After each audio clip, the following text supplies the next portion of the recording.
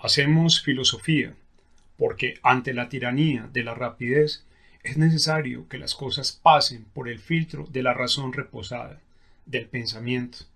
En un mundo donde estamos pendientes de la satisfacción, en un mundo que nos seduce y del cual nosotros esperamos su aprobación, es importante que la filosofía piense el acontecimiento, lejos de la rapidez, lejos del like, lejos del me gusta, de una red social, por ejemplo. De ahí que hacemos filosofía para que los pensamientos y los acontecimientos pasen por otros filtros, pasen por el filtro no de la inmediatez, sino de la razón que se sigue preguntando. Soy Jorge León Correa. Bienvenidos a Bildung.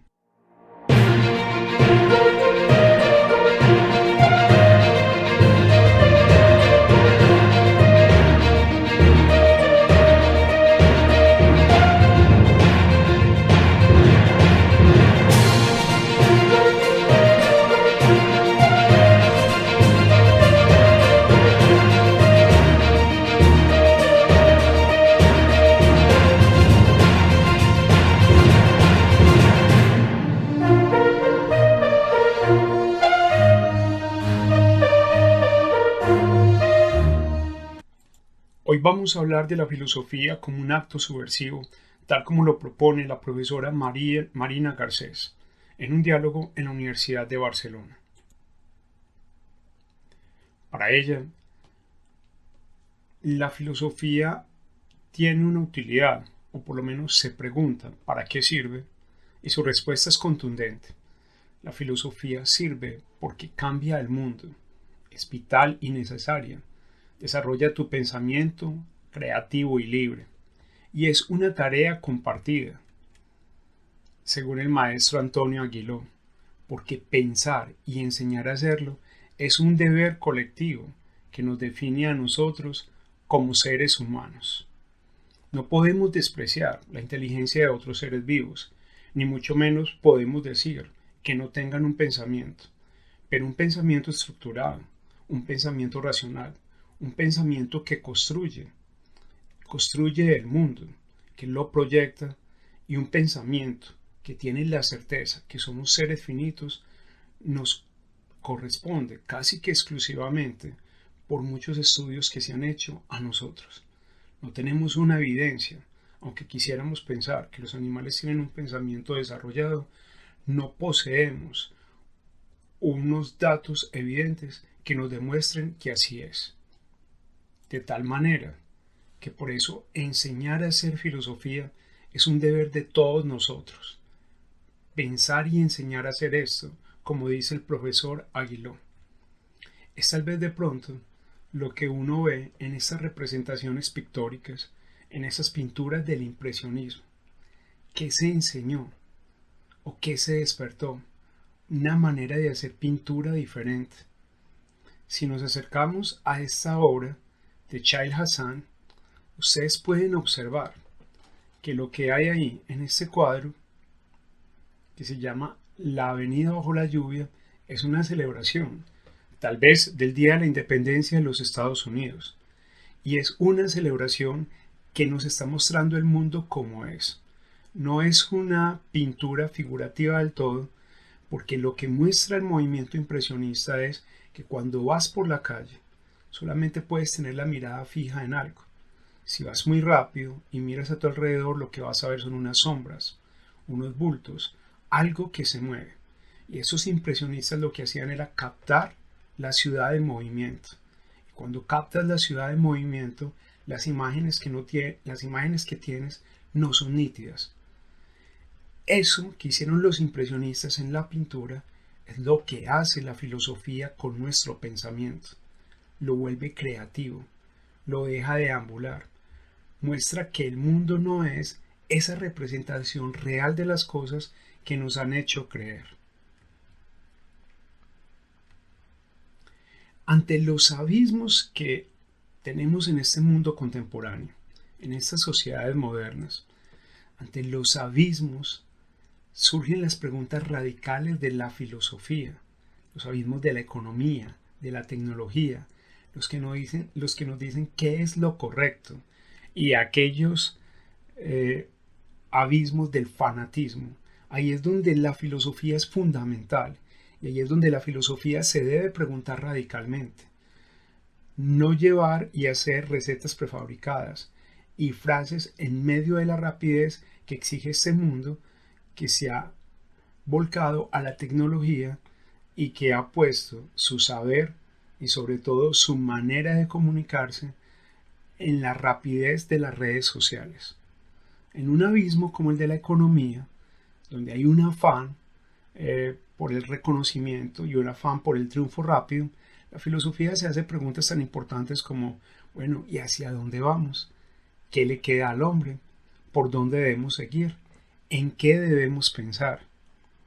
Y es porque precisamente cuando nos hacemos una pregunta de hacia dónde vamos o qué le queda al hombre, es por ese afán grande de reconocimiento que se manifiesta, como dice el filósofo Gilles Lipovetsky, en esta sociedad de la seducción.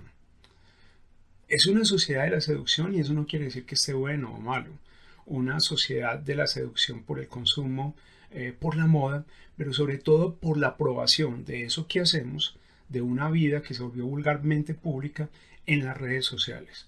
En ese afán que tenemos de aprobación, las preguntas fuertes que se hacen la filosofía es ¿y hacia dónde vamos con todo eso? Y aquí la crítica no es moral. No estamos diciendo si eso es bueno o es malo. ¿Qué le queda al hombre frente a esa angustia que tiene por saber cuántos likes o cuántos me gustas le dan a su foto? Y ni siquiera es una foto que manifieste la belleza de lo que ve, sino es la persona viendo ese objeto. O sea, la vida se vulgarizó de tal manera que todo el tiempo lo que hacemos es publicar una y otra vez lo que hacemos, lo que comemos. Y la angustia viene cuando a eso no se le da un me gusta, o no hay una réplica, o no hay un icono de una mano levantada. La pregunta entonces que se hace la filosofía es ¿qué le queda al hombre?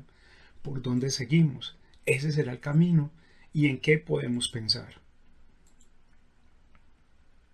Frente a un abismo como el del consumo y del comercio, hay unas preguntas fundamentales. ¿Se puede ser equitativo en estas sociedades que cada vez son más desiguales?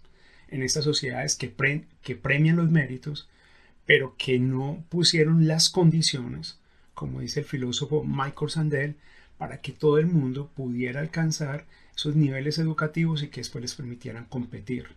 Entonces, se puede ser equitativo en una sociedad como esta, en una sociedad del hiperconsumo. ¿Cuál es el compromiso que tenemos con ese consumo? ¿Será que tenemos que consumir cosas importadas o más bien debemos consumir cosas locales para que no haya un gasto tan grande en transporte y una huella de carbono tan alta para el planeta? ¿Cómo cuidamos de las otras personas? Fuimos muy solidarios en la pandemia o durante los primeros meses de la pandemia, pero esto sí nos cambió. En realidad sí nos preocupamos por la otra persona. ¿Y cómo operamos en una sociedad dominada por la lógica de la seducción? Les repito, esto no se ha ido y aquí no estamos calificando si esto es bueno o es malo, pero estas son las sociedades, como dice Gilles Lipovetsky, dominadas por la lógica de la seducción. Lógica de seducción del turismo, de la moda, de gustarle al otro, porque todo eso hay que publicarlo, de lo que hago, del triunfo que tiene que ser inmediato. En esas lógicas de la seducción, las preguntas radicales de la filosofía es, bueno, ¿y cómo operamos en esa lógica? ¿Nos debemos oponer a ella o debemos entrar de otra manera?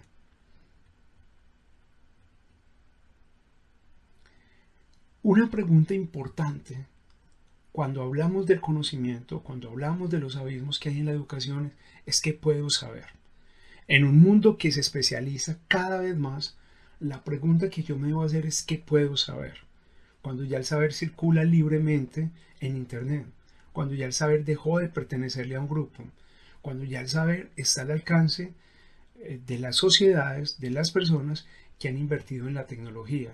La pregunta importante ahí es ¿qué puedo saber? Si me tengo que especializar, si debo hacer una carrera como la que hace todo el mundo, o en realidad ese conocimiento y ese saber deben estar puestos al servicio de otras personas y sobre todo la pregunta importante ahí es ¿soy feliz con eso que yo voy a saber? ¿Soy feliz con esa carrera que quiero emprender?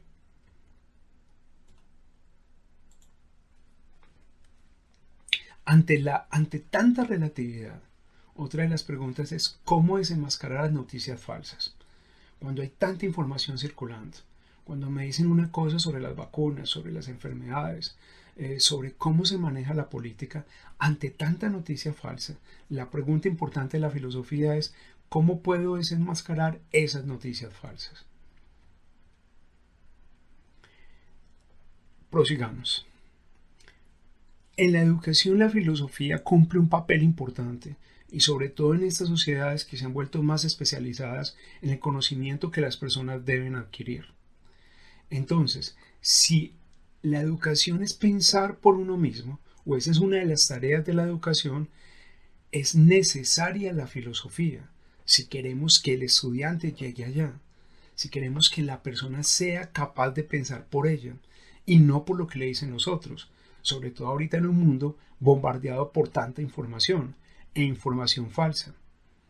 En la educación entonces, nuestro sistema educativo, que es un sistema que cada vez busca que haya más adaptabilidad al modelo que se nos impone, que la gente piense menos, el pensamiento se ha vuelto la educación, perdón, se ha vuelto una cuestión competitiva, una cuestión de exquisitez. El que llega a la universidad pues, o tiene los medios o tiene los recursos, pero lo vemos como algo exquisito porque todo el mundo no llega allá. Y sobre todo se ha vuelto una cuestión de élites. Frente a ese panorama, frente a esa problemática que tenemos, la filosofía surge como una forma de resistencia, sobre todo porque el pensamiento, no solamente la educación, también se ha incorporado a ese sistema de la exquisitez. ¿Quién piensa? El que tiene tiempo para hacerlo, el que tiene el dinero para dedicarse a ello, porque el pensamiento solo es posible para aquellas personas que tienen satisfechas sus necesidades y se pueden dedicar a pensar. Frente a ese modelo de adaptabilidad que busca el sistema educativo, donde el pensamiento se ha insertado en un sistema completamente competitivo, en un sistema de élites, la filosofía es una forma de resistencia a ello. Y es una forma de resistencia porque lo que invita es a romper el modelo, a pensar la escuela de otra manera. En realidad, si son tan importantes tantas materias que tenemos, piensen nada más en su plan de estudio. Es necesario que todas esas materias estén allí. No se podían agrupar a través de unos proyectos o a través de unas cátedras donde intervengan todas y no se atiborre uno de trabajos. No es importante cuestionar lo que uno aprende cada día, sabiendo que ya el maestro no tiene la razón, sabiendo que el saber circula en otro lado. No hay que romper con ese modelo que cada vez nos está diciendo que nos adaptemos más, sabiendo que una de las cosas que nos dejó la pandemia era que este sistema había que cambiarlo. No habría que tener en cuenta otros factores dentro de una premisa como esta. Si estudias duro, triunfarás. Piensen en una cosa nada más. Toda la vida se nos ha dicho que el que trabaja y estudia duro consigue las cosas, o consigue que su vida sea mejor. Eso está muy bien dentro de un modelo en el cual todo el mundo tuviera las necesidades satisfechas, es decir, un modelo en el que usted tuviera acceso a la educación superior, no solamente usted, sus primos, la gente que conoce, todos sus compañeros. Piense en un modelo donde la inversión del Estado le puede a usted garantizar que si trabaja duro, su vida va a mejorar porque la inversión del Estado hace que muchas necesidades ya estén satisfechas. Desafortunadamente el modelo no existe. Y aquí, inclusive en países del primer mundo, hay gente que trabaja mucho y estudia mucho y que por eso sus vidas no han mejorado. Porque también hay otro factor que tenemos que tener en cuenta y es el factor suerte o el factor caos, es decir, la contingencia. Aquello que uno tiene al lado todo el tiempo y no sabe cómo se va a desarrollar. Me explico. Hay un factor suerte y es, puede que hayas estudiado mucho, Pero hay otra persona que de pronto no estudió lo mismo que vos, o estudió menos, o no estudió nada, y económicamente, en términos monetarios, le fue mejor en la vida. Le fue mejor que a vos. Y le fue mejor porque un factor suerte o un factor de necesidades satisfechas dentro de su hogar. Tenía de pronto mejores condiciones para emprender un negocio. Entonces, la filosofía se hace necesario para cuestionar verdades de puño como esas. Que si trabajas, te va a ir mejor. Eso no sucede que si trabajas duro o que si estudias duro. Eso no sucede como una regla de facto, como una regla de hecho, porque hay muchos factores que lo impiden. Nada más hay un factor.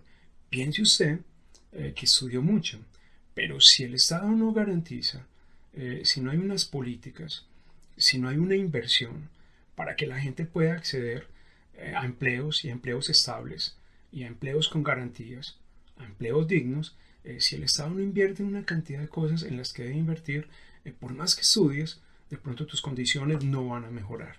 Y ese sigue siendo uno de los desafíos de la filosofía, cuestionar esos modelos que se nos imponen.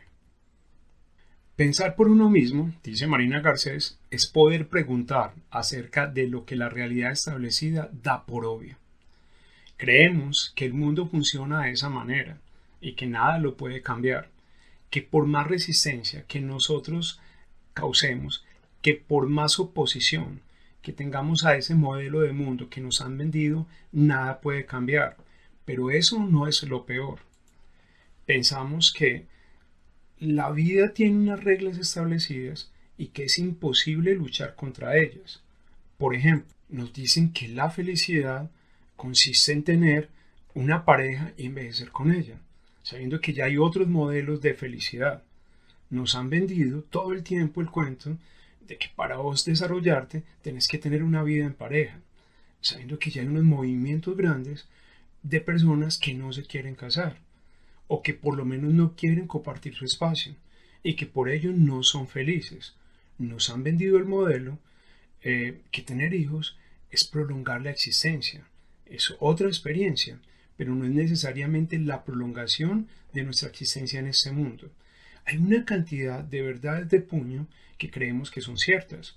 En un país como este se nos ha dicho una y otra vez de un tiempo para acá que solamente emprendiendo es que nosotros vamos a lograr grandes cosas y nadie ha sido capaz de cuestionar con argumentos serios ese modelo. Los abuelos de uno tenían un trabajo estable y no eran precisamente emprendedores, aunque había gente que emprendía en ese momento. Eran personas que con su trabajo, con su esfuerzo, consiguieron sus propiedades, consiguieron una vida digna, pero porque habían unas condiciones que le permitían. De un momento, de un tiempo para acá, las políticas de mercado, políticas como el mismo neoliberalismo, lo que nos han llevado es hacernos creer que solamente a través de un emprendimiento es que nuestra vida va a cambiar. Creemos que por no tener un jefe, que por arriesgarnos a hacer un negocio, pues la vida va a ser diferente. Y ese tipo de cosas son las que la filosofía empieza a cuestionar. Esas verdades obvias, esas verdades de hecho. Creer que porque estamos en una red social o que de un tiempo para otro nos convertimos en youtubers, eso es lo que nos va a llevar al éxito. O crear unas canciones demasiado simples y demasiado fáciles en la que nos permite reconocimiento. Por eso la filosofía es importante, porque nos permite la libertad de ser nosotros mismos sin esas cortapisas de la política, la religión o el modelo establecido. Nos permiten pensar otro mundo y más que pensarlo, arriesgarnos a vivirlo, arriesgarnos a desenmascarar eso que nos han vendido como verdad.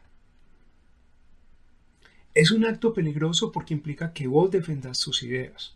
Y defender unas ideas en un país como este, o en el primer mundo, que está plagado de radicalismos, de la supremacía blanca, de cierta xenofobia, de un neonazismo increíble incluso en un país como este, donde nosotros tenemos sangre indígena, sangre negra, porque al fin y al cabo somos el producto de un mestizaje.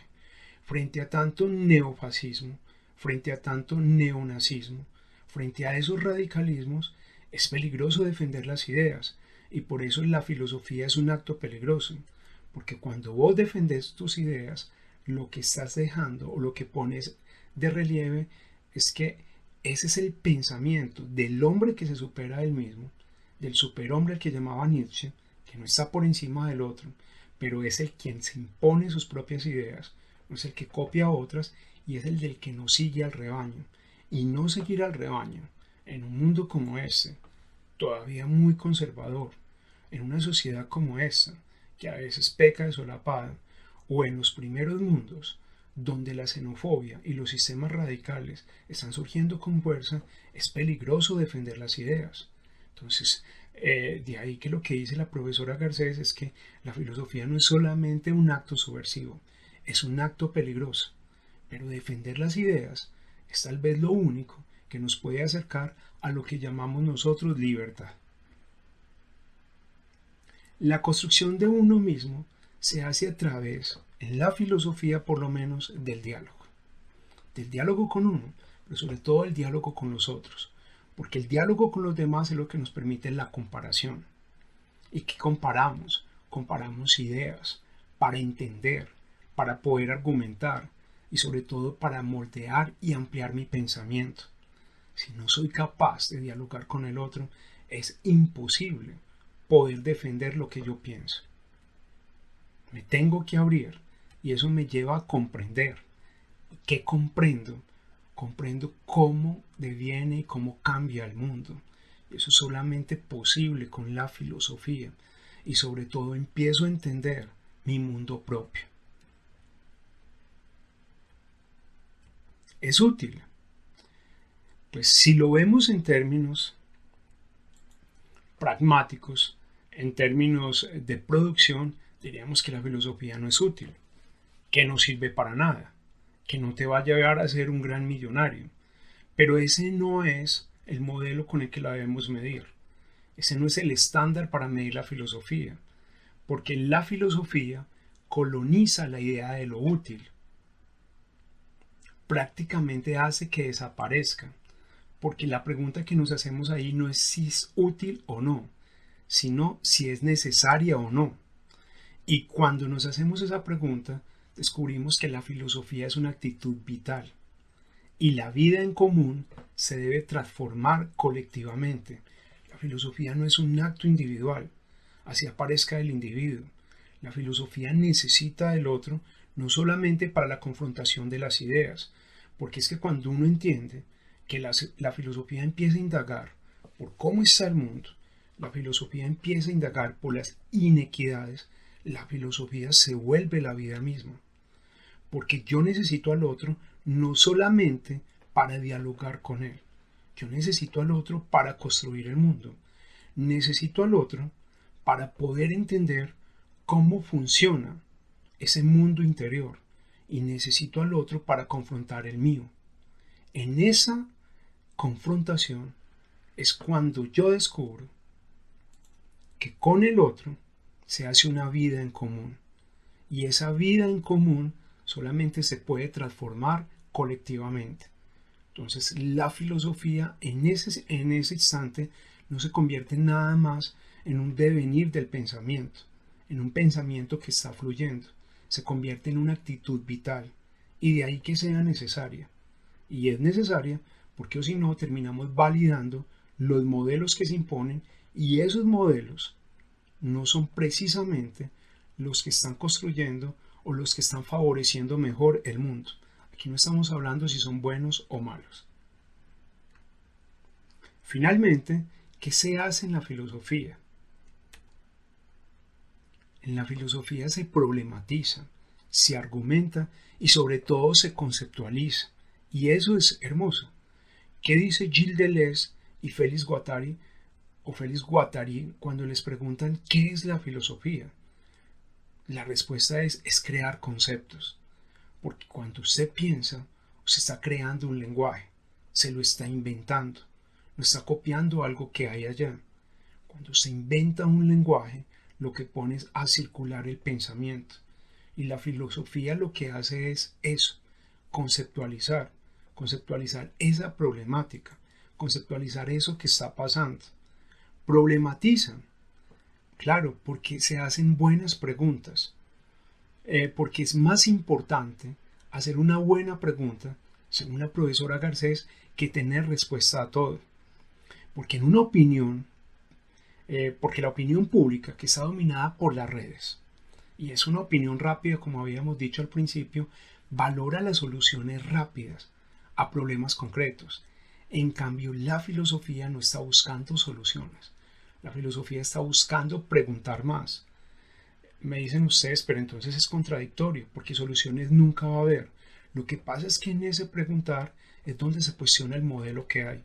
Y cuando estás cuestionando, estás diciendo, bueno, y no hay otra manera de hacer las cosas, no hay otra manera de educar, no hay otra manera de consumir, no hay otra manera de progresar, o mejor dicho, no hay otra manera de vivir que no sea sin el afán de tener que progresar. ¿Quién dijo que es que la idea de progreso es una idea que tenemos que alcanzar? O es una idea que nos vendieron y nos casamos con ella. Pero ¿quién dijo que eso es lo que debemos hacer? La filosofía crea verdaderos problemas para evadir los falsos problemas. Sobre todo ahorita que nos encontramos con esos vendedores de humo, que nos hablan tanto del ser, que nos hablan tanto de encontrar nuestro mejor yo. Con todas esas personas que desde la programación neurolingüística o desde el mismo coaching nos dicen cómo vivir mejor. ¿Quién dijo que a uno le pueden decir cómo vivir mejor con una receta? Cuando nos repiten a diario que mírate a un espejo y di, tú puedes, tú eres capaz, tú lo vas a lograr, de pronto eso va quedando instalado. Y sí, nos puede ayudar a ser más optimistas y nos puede ayudar a ser un poco más intrépidos. Pero ¿quién dijo que ante esas recetas dadas, ante esas recetas construidas, nosotros vamos a evadir nuestros problemas? ¿Quién dijo que por decretar que alguien viva puede eludir una certeza fundamental como la muerte? ¿Quién dijo que los problemas de la humanidad se van solamente ante esas recetas que nos dan esos vendedores de humo en las que continuamente nos están repitiendo yo puedo o tú eres capaz, o busquemos qué hay en tu ser, busquemos aquello que se esconde y potencialicémoslo, porque no estás dejando que eso surja? En ese tipo de discursos, en las recetas prefabricadas, lo que nosotros nos estamos encontrando es unos falsos problemas, y ante esos falsos problemas que nos están diciendo, no, es que no dejas salir ese potencial que tienes, pues la filosofía lo que hace es crear verdaderos problemas. Entonces, crea verdaderos problemas para evadir esos falsos. Y crea verdaderos problemas cuando te dice, no, es que no es solamente una cuestión de repetición, no es una cuestión de sacar tu potencial, no es cuestión de descubrir cuál es el ser. Es muy simpático cuando te empiezan a hablar del ser, porque uno dice, bueno, ¿y de cuál ser me estás hablando? ¿De un ser religioso? ¿O del ser como ser humano, que es en realidad lo que soy yo? Porque el ser es algo abstracto. Entonces, ¿por qué venimos a hablar del ser? ¿A qué considera usted ser? Ah, no, es que considero ser a eso que hay, a ese potencial, a lo que vos tenés, a lo más genuino que habita en vos. Descubrámoslo y explorémoslo y deja que salga, porque pronto tienes un bloqueo y ese bloqueo está en tu mente, porque en la mente está todo. Claro, el cerebro es muy poderoso y el pensamiento también, pero es que a vos no te han dicho que la vida está llena de una cantidad de contingencias, como la enfermedad, como la muerte de un ser querido. Y a veces cuando te programas tanto, cuando piensas que todo tu potencial está en ti y que no lo has desarrollado y que es culpa tuya, pues a esos vendedores de humo se les olvida mostrar que la vida es frágil y que la vida es contingente y que hay accidentes, que hay peligros afuera que no puedes controlar. De ahí que la filosofía plantee verdaderos problemas ante esos problemas falsos que nos han hecho creer. Creer que Dios puede entrar a un banco y que debes utilizar todo tu potencial para pensar como piensan los ricos. En fin, una cantidad de libros y discursos de autoayuda que en lugar de poner a reflexionarnos en lo que somos, en los problemas reales, terminan por concentrarse en una cantidad de recetas simplemente para saber cómo nos vuelven más exitosos, para caer en ese modelo establecido del éxito y de la aprobación. La filosofía nos lanza desafíos tan interesantes como esa pintura de Magritte, donde la pintura lleva por título C'est une pas une pipe, esto no es una pipa. Y esto no es una pipa porque si te pones a mirar el cuadro con detenimiento, Magritte tiene toda la razón. Eso no es una pipa, ese es el dibujo de una pipa. Y cuando te estás dando cuenta de eso, lo primero que tienes que admitir es que la realidad no es como nos la presenta, y que la realidad no es una para todos, y que la realidad no se enquista en esos discursos del ser donde nos dicen que todos tenemos las mismas capacidades y que no las hemos desarrollado, o que solamente pensamos o utilizamos un 30% de nuestro potencial del cerebro. Nada más alejado de eso, nada más alejado del mundo que eso. El mundo no es un solo discurso, y una pintura como esta de Magritte y lo que hace el filósofo para entenderla nos está mostrando que el mundo va más allá de eso, que las representaciones del mundo difieren y que no dependen solamente del potencial o de lo que yo pueda hacer o descubrir. La filosofía de ahí entonces que sea una forma de vida, porque transmite posibilidades de vida y manera de estar en el mundo, no una sola. No nos invita a ser más audaces y a pensar como piensa la gente rica o como piensa la gente triunfadora, o a dejarle de tener miedo al dinero porque Dios también entra al banco. No, la filosofía va más allá de eso. E incluso en una pintura como esta, que la veremos después más adelante en el segundo curso, si nos encontramos en el bar de la Folie Bergère, que es esa pintura que ustedes están viendo, lo que está mostrando Manet es que hay otros mundos, porque rápidamente esa señora que está atendiendo se encuentra detrás de un espejo. El espejo debería reflejar la espalda casi que detrás de ella, y si ustedes miran con detenimiento, el reflejo se ha desplazado más o menos unos 30 grados. Eso sería un error de principiante. Pero rápidamente lo que está mostrando ahí Manet es que el mundo se compone de otras realidades. Porque entonces, si esa que vemos de espaldas es el reflejo de la camarera, de la señora que está atendiendo, al hombre que ella atiende no debería aparecer. Y aparece porque lo que está mostrando Manet es que hay una pintura dentro del cuadro y que hay múltiples realidades. Porque en últimas, a quien está atendiendo esta camarera que se llama Susan, la protagonista del cuadro, es a vos.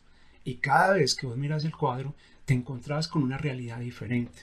Y así como opera esta pintura, como descubrió que en la modernidad se pueden conocer otras cosas, eso es lo que hace la filosofía. Transmite posibilidades de vida y maneras diferentes de estar en el mundo. Nos muestra que el mundo no es esa cosa que nos dijeron, que una manzana no es verde y eso rompe todo el principio de la identidad. Que entonces, si la manzana es verde, tiene que estar en el cuadro verde. Lo que está mostrando Manet en esta pintura es que no, que eso que se refleja es otra cosa y que el que se debería estar reflejando ahí sos vos, porque ella, quien está mirando, con quien establece el diálogo, no es con ese señor con el que se encuentra, es con vos. Entonces hay una pintura dentro de la pintura y debería estar otra. Y es la pintura de vos hablando con ella. Y usted no está ahí, no se refleja, porque es usted el que está sosteniendo ese diálogo. Son múltiples realidades y son otras maneras de estar en el mundo, no la que nos dicen cómo el mundo debe ser. La filosofía define al individuo. La noción de individuo surge en el siglo XVIII como una figura emancipatoria de la familia, de la religión, del vasallaje.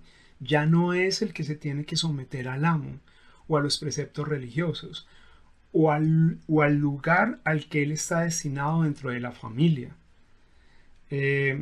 Miren que el individuo era concebido dentro de esas estructuras de la producción y del consumo, y la filosofía está mostrando ahí el potencial que tiene de liberación, porque el individuo como pieza del capitalismo se somete a la violencia de ser emprendedor, lo que yo les decía ahorita, o de ser deudor. En esos esquemas es donde él tiene que estar. Entonces tienes que estar inserto en el sistema bancario y para eso es adquirir una deuda para que te presten más o te tienes que volver un emprendedor para alcanzar el éxito.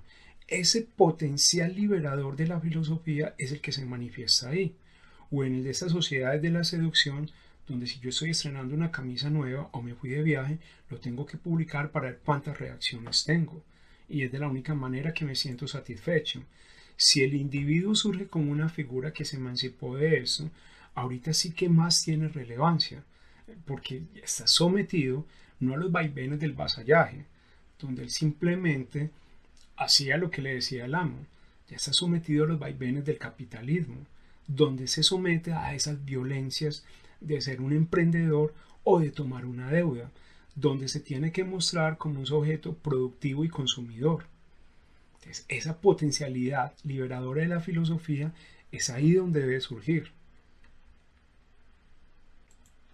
Bienvenidos entonces a un viaje que nos llevará a descubrir que la vida se puede pensar de otra manera, que la filosofía no es una corriente de pensamiento como un río, sino que maravillosamente es como un mar de las ideas, como decía Fernando Savater, donde las corrientes se cruzan, te arrastran y sobre todo donde vos te vas no por la que más te convenga, ni por la que más te cuestione, ni tampoco donde te sientas más cómodo.